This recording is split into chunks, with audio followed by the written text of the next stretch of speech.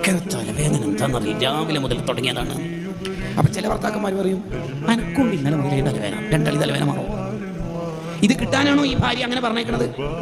അല്ലെങ്കിൽ ചില ഭർത്താക്കന്മാർ വളരെ സൈദ്ധാന്തികമായിട്ട് മറുപടി പറയില്ലേ, എങ്ങനെ തലവേദന പിന്നെ ടൈഗർ ബാം ഇൻകത്തിന് വാങ്ങി തന്നു, തേക്ക് വാങ്ങി ഏത് ഗുളിക മരുന്നോ തേക്കാറുണ്ടോ, കഴിക്കാറുണ്ടോ? പിന്നെ ആ പെണ്ണ് പറയും, നിങ്ങൾക്ക് തലവേദന ഒന്നുമില്ല, സോറി സാർ. അതേ സമയത്ത് ആ ഭർത്താവ്, എന്താ മോളെ ചിലപ്പോൾ മുത്തേ, അത് നിങ്ങൾ ഇഷ്ടമാണ്, നിങ്ങൾക്ക് ഇഷ്ടമുള്ളത് വിളിക്കാം, തക്കാളിപ്പെട്ടിന്ന് വിളിക്കുന്നത് അങ്ങനെ വിളിക്കാം, അത് ആസിലേക്ക് നിങ്ങൾ ഇഷ്ടമാണ്, ആവശ്യത്തിൽ ഞാൻ കയറി ഇടപെടേണ്ട കേസല്ല.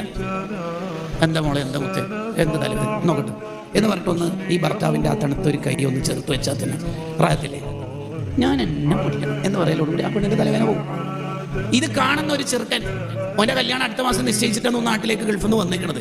ഓനിക്ക് ഭാര്യനോട് എങ്ങനെ പെരുമാറേണ്ടത് എന്നുള്ളതിന് പ്രത്യേക ക്ലാസ് കൊടുക്കണോ? വേണ്ട. സൊല്ലു കമാവായി തോന്നി ഉസൊല്ലി. ഉപ്പ ടൗണിൽ നിന്നോ പള്ളിയിൽ നിന്നോ തളർന്ന് അവശനായി വരികയാണ്. ഉപ്പ ഗേറ്റിന്റെ അടുത്തെത്തിയപ്പോൾ ഒന്ന് ചുമച്ചു. ഉപ്പ ടയേർഡാണെന്ന് ഉമ്മാക്ക് ബോധ്യപ്പെട്ടപ്പോൾ റവാത്തിബ് സുന്നത്ത് നിസ്കാരം തൽക്കാലം ളുഹറിന് ശേഷമുള്ളത് ഹോൾഡ് ചെയ്തിട്ട് കഞ്ഞിവെള്ളവും ചുടുവെള്ളം എടുക്കാൻ വേണ്ടി പോകുന്നത് ഉമ്മാനെ കാണുകയാണ്. ആര്?